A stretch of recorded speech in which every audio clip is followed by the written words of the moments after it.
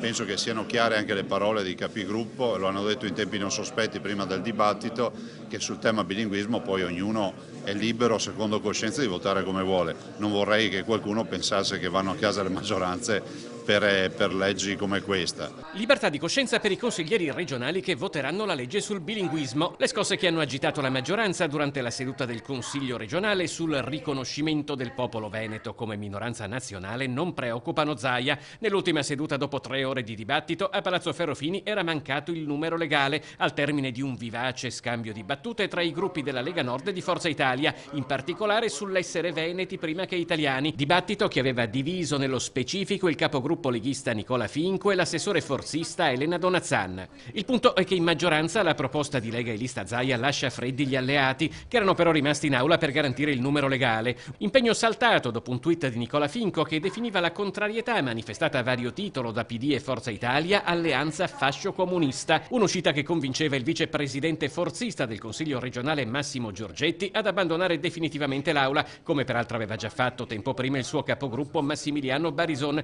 facendo così mancare il numero legale. Guardate, la partita dei tweet è una partita che conosciamo, però la maggioranza è compatta, dimostrerà martedì di iniziare intanto il percorso importante del bilancio. Un altro fronte aperto è quello con la città metropolitana di Venezia. La regione ne ha assunto la delega all'urbanistica, creando più di un malumore nell'ente presieduto da Luigi Brugnaro. Consiglio sovrano. Il tema è un tema che tratteremo durante la discussione del bilancio nei collegati, quindi dico a tutti attendiamo la discussione del bilancio, vedremo il voto che ne uscirà e le scelte che ci saranno conseguenti.